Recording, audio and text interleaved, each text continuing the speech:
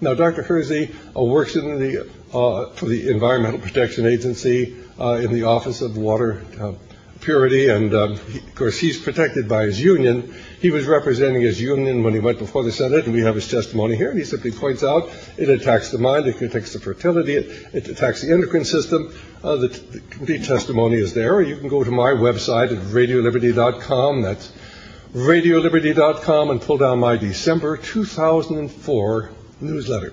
And we've included Dr. Hersey's entire testimony, and not one word of it released by the media. Dr. Paul Conant is a professor of chemistry at one of the major universities, and Dr. Paul Conant put up a website, and we, of course, give you the references to it here in my syllabus, but it's called fluoridealert.org. And it simply gives you references to all of the scientific studies that show that they're poisoning us, our children, and our grandchildren. The American Dental Association, in their effort to get information out, set up a parallel website, fluoridealert.com.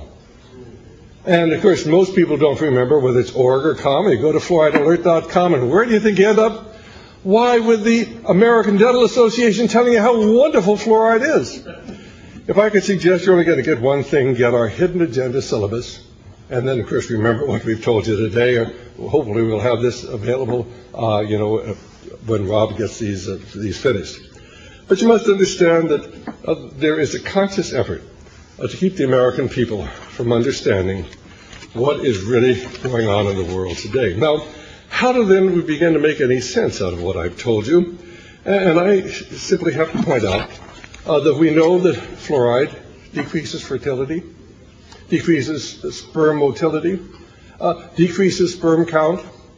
We know that fluoride lowers the intelligence, and in China, and there are all sorts of studies, you can actually read them, it'll take 10 to 15 points off your child's IQ, and if your child's got an IQ of 165 or 70, they're going to be pretty smart. If they got an IQ of 85, imagine what it's going to do to them. It also produces cancer. They know this. It increases fragility of the bone. It attacks the thyroid, and we have so many people with hypothyroidism or hyperthyroidism today, and nobody can quite figure out, and so many people are rupturing their tendons because the fluoride attacks their tendons, the collagen there. It attacks the endocrine system, and this is the reason why so many girls are going through premature menarche. It leads to arthritis, it leads to infirmity, it leads to heart disease, and all of these things are known. And yet the average American has no idea what's going on. So if all of these things are true, why is the UN's Public Health Service promoting water fluoridation? Well, of course, there's one explanation, and that is that the atomic energy needed to enrich uranium. After all, we had to win the Second World War, and they had to lie to the American people that the industries in America faced tremendous losses, and so we had to change the perception of fluoride. We had to make this industrial poison to be a panacea. We had to change the perception of the problem. There is certainly a great book. It's written by Dr. Swinburne Clymer. It's called The Age of Treason. And of course, in that book, he talks about how fluoride was used by the Nazis in the occupied areas. They didn't use it in Germany. They just fluoridated the water in the occupied areas to control the people. How, of course, the Russians used fluoridated water in the Gulag, and how the Chinese had used fluoridated water. The emperors had used it for years to control fertility in China, so they wouldn't have too many people. Well, is there another agenda? And I would like to suggest that there is another agenda. And just as Dr. Ayoub, when he was talking, had given you several possible explanations for what was going on. So I would like to give you what I believe is the real agenda. And so much of what Dr. Ayoub told you in the previous talk carries over into this one. There are people who have a different world view because they worship a different God.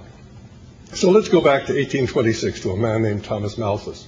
You've probably heard the term Malthusian. Thomas Malthus was an Anglican churchman, or he worked for the British East India Company. In 1826, he wrote an essay on population, in which he said, well, either we're going to have to begin getting people to stop having children, or We're going to have to start building our cities next to stagnant ponds and encourage people not to be clean and discourage anybody who tries to stop major plagues, because we must have major plagues to kill off large parts of the population. We've just got to stop the population from increasing. And so that became the Malthusian concept. And then, of course, in 1870, a man named Galton picked up the ideas of Malthus and transferred them to England here in the 1920s to a woman named Margaret Sanger, who actually was the founder of Planned Parenthood. But what everybody has missed about Margaret Sanger is she was also deeply involved in the occult.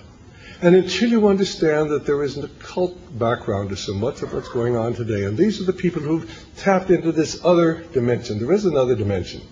Those of you who watch television on Monday night see a program called The Medium. And it's a wonderful story about this just delightful woman, the mother of three of the most beautiful little children with such an understanding husband, but she has the ability to tap into the other dimension, to help, of course, the district attorney catch the bad guys. And fascinating, the trouble is, there really is another dimension there. There are people who can tap into the other dimension. We've talked to many of them. In fact, I got an infuriated letter from a witch one time who disagreed with something I'd said on nationwide television. And she said, I'm a witch. But you must understand, I'm a good witch. And, I mean, there's a few bad witches out there, but I'm a good witch. And, of course, we cast our spells and go through our rites only so we can contact the beings from the other dimension. This is not make-believe. If you read the Bible, you'll find all sorts of references to it, for we struggle not against flesh and blood, but against principalities, against powers, against the rulers of the darkness of this world, against spiritual wickedness in high places. So put all ye on the whole armor of God, that you may be able to withstand in the evil day, and having done all, to stand. And there is another dimension there. Well, anyway, Margaret Sanger was into theosophy and the other dimension. And, of course, her ideas of genetics, and, of course, here in the United States, we sterilize about 60,000 inferior people.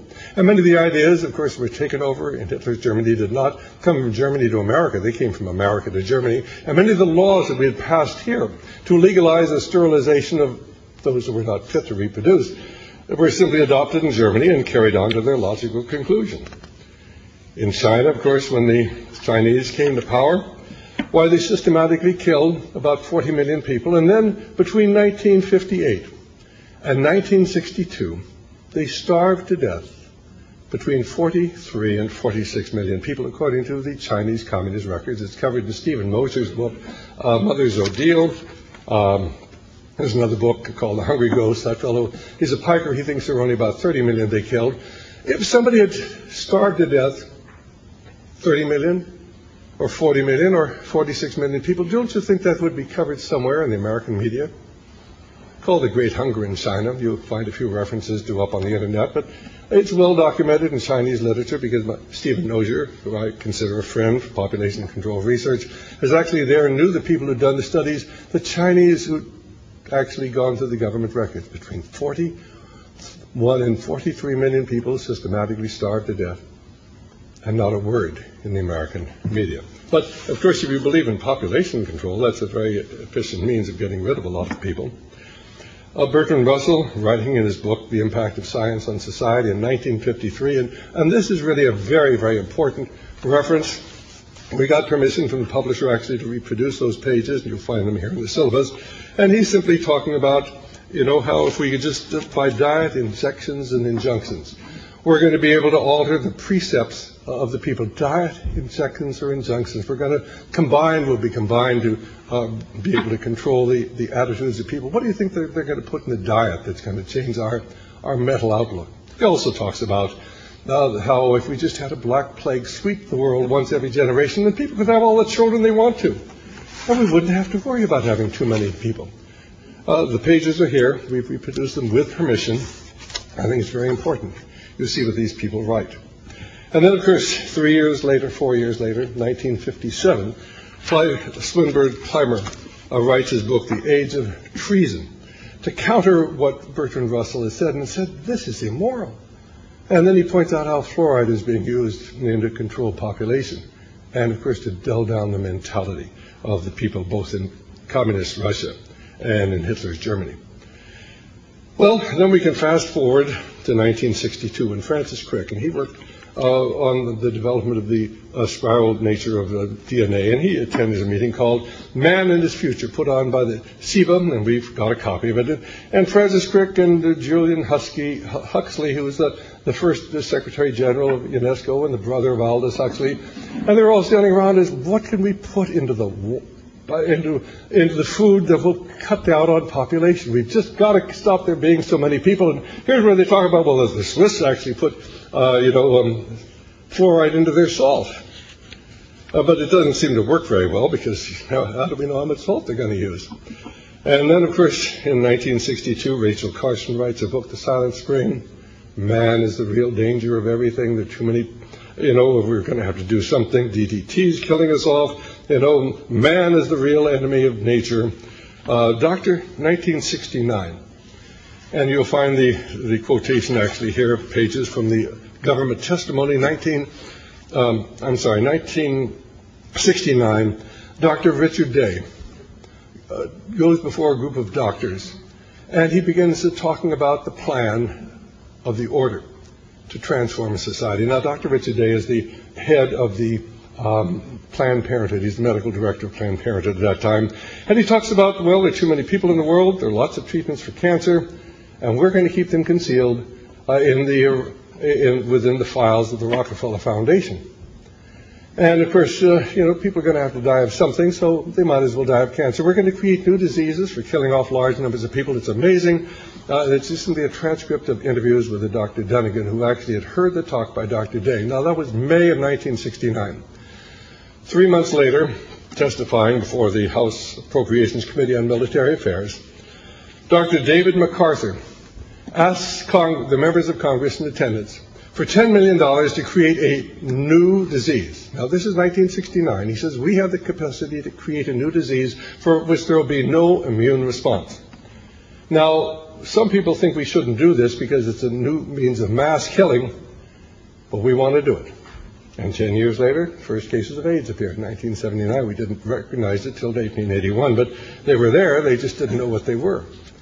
We have the ability to create new diseases. And if you want to know the background and want to certainly be able to verify that we did actually create the AIDS epidemic, man-made, you'll want to get this planned population reduction, actually references to several people who have actually come forward and said, I was part of the project. But they don't want you to know about that. Because think of the implications. Why, that would be genocide. You'd have to be tried for an international trial for murder. And they're never going to allow the American people to understand the implications of what I've just told you. In 1972, the Club of Rome, which is made up of the elite of Europe, people like, well, Gorbachev. Gorbachev wasn't a member in 72, but he later joined that, but Maurice Strong, and the people who control the industries of Europe, the royalty of Europe, the banking of Europe, the elite who really rule the world in the Club of Rome, put together a book called The Limits of Growth. And in The Limits of Growth, they talked about sustainable development. We're running out of water. We're running out of oil. We're running out of natural resources. There are too many people in the world. We've got to have sustainable development.